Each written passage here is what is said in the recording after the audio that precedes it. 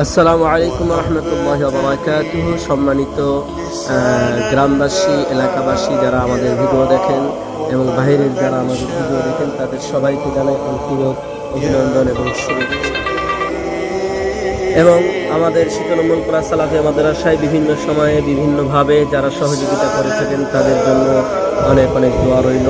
দোয়া করছি আল্লাহ তাআলা আপনাদের এই দানকে কবুল করুক এবং যে উদ্দেশ্যে দানগুলো করেছেন আল্লাহ তাআলা আপনাদের সেই উদ্দেশ্যগুলোকে পূরণ করুক। আল্লাহুম্মা আমিন। একটি বিষয় নিয়ে না বললেই নাই, আমার হাতে সবাই দেখতে পাচ্ছেন টাকা, আমি সামনে টাকা নিয়ে আছি, আপনাদের টাকা দেখাতে আসি নাই।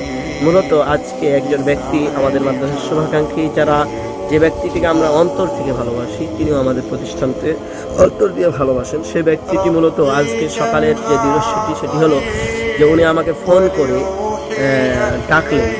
আমি বললাম তো আমি বাজারে যাই না, তারপর আমি গেলাম, ওনার ডাকে সাড়া দিলাম। যাওয়ার পরে উনি আমাকে হোটেলে গিয়ে বলছে খাওয়ার কথা, মানে খেতে দিল আমাকে, ভুজনা খাওয়ালো। ভুজনা খাওয়ার পরে খুব ভালোভাবে আপ্যায়ন করলো, হোটেলে বিল পরিশোধ করলো। করার পরে আমার হাতে তিনি 4,000 টাকা উঠিয়ে দিলেন।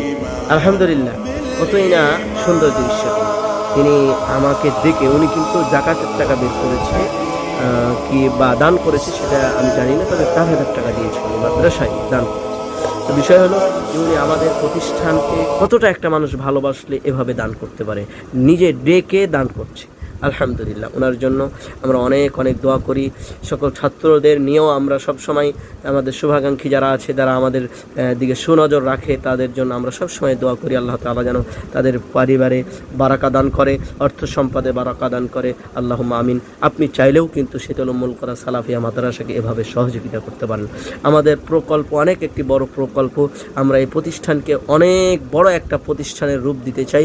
তাই সকলের কাছে উদারতা আহ্বান করব দোয়া করার জন্য। আসসালামু আলাইকুম রহমতুল্লাহ।